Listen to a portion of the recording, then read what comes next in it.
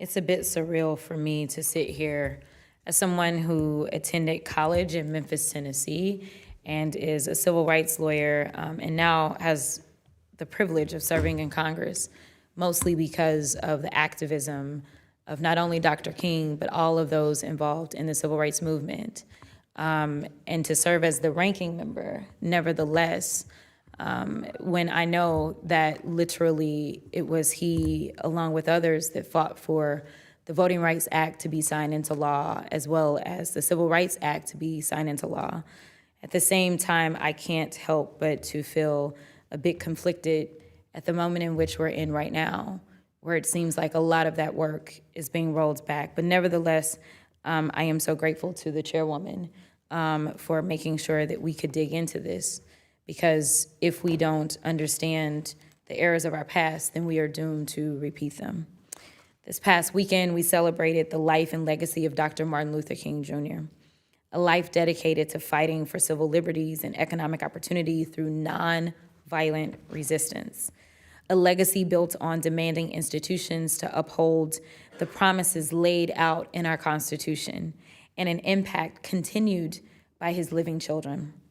1 year ago, President Trump signed Executive Order 14176, which ordered the release and declassification of documents regarding the assassinations of former President John F. Kennedy, his brother Robert F. Kennedy, and Dr. King. This order and the subsequent release of roughly 250,000 pages pertaining to Dr. King's assassination were done in the name of transparency and strong public interest. Yet when it comes to the crimes that have not been brought to justice, or the victims and families that have not had their day in court, this administration has lied to the American people, disregarded subpoenas and discharged petitions like they are mere suggestions, and continues to trample over transparency despite incredibly strong public interest, both domestically and internationally. Dr. King's assassin was held accountable for his crimes, but I'm sure we all know of a group of individuals who have not been afforded that same justice. The hundreds of victims of sexual abuse and human trafficking at the hands of Epstein, Maxwell, and countless others we have no knowledge of due to this administration's withholding of the files. And I must say that the chairwoman has also been very strong on these issues, so I just want to be clear on that. How can we engage in a serious conversation about what the American people ought to know when there are predators and their enablers that continue to walk free and potentially perpetrate those same crimes? We simply cannot in good faith, but this administration does not know good faith. This administration knows distraction, destruction, and deals all for the benefit and protection of the president and his billionaire buddies. We know that no new information regarding King's assassination was uncovered following the release of the declassified documents.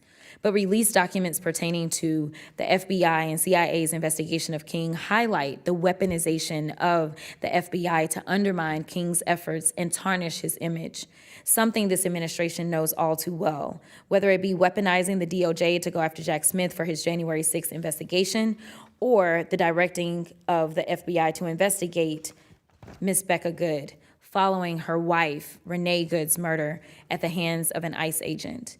This administration's actions today are reminiscent of Hoover's FBI that worked so diligently to ensure that equality and justice for all would not become a reality. Trump's 2025 release of the declassified MLK documents also circumvents a 1977 order by Judge John L. Smith to seal the records for 50 years, which would release them in 2027. Releasing the documents 2 years ahead of their schedule order is another example of this administration's laundry list of ignoring the law and its pattern of slashing through protocols that protect our national security and intelligence. Today's hearing and the continued actions of the administration undermine the work Dr. King dedicated his life to, while also reminding us how the Trump administration and Republicans, to quote Dr. King himself, are more concerned about the status quo than about justice, equality, and humanity.